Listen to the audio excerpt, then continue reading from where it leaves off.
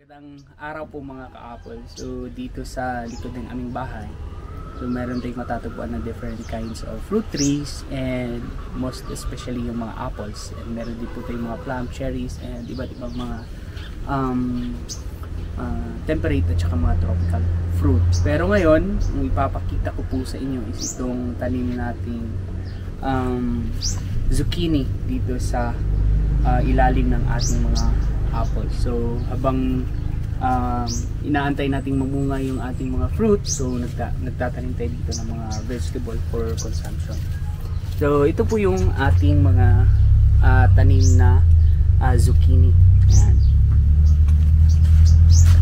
So thank you nga pala kay Ate Dang ng Kidapawan. So binigyan niya ako ng seeds ng zucchini.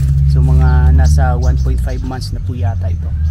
And then ang zucchini po is tinatawag din po siyang summer squash.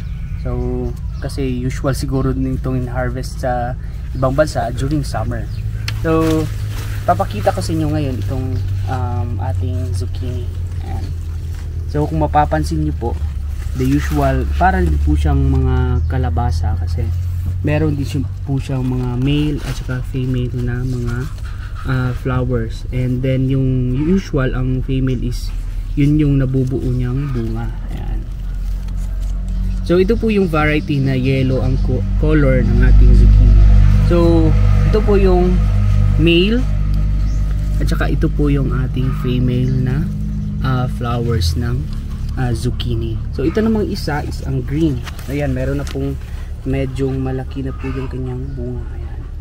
So green po ito, and ito naman yung kanyang male na flowers. So dapat mapollinate po yan. So papakita ko rin sa inyo ang pag-pollinate nito. And then sa box na to is medyo madami pong mga vegetables. Ayan. Meron tayong maganda itong Malabar spinach or yung alugbate. And then in between ng mga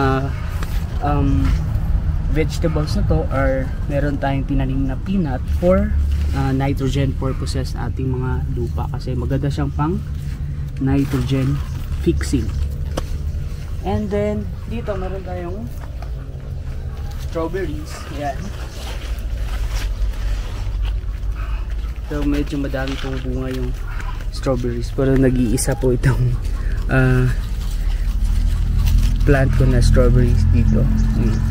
And then dito sa isang box, yan, meron tayong usual pag may baka, may rosemary. Yan. Ang bango, parang efficacent oil. So dito naman is meron tayong water spinach, pero ito yung variety na pang upland, or yung kahit walang water, so nabubuhay siya. Yan. Maganda itong pangsahog sa sinigang. Yan.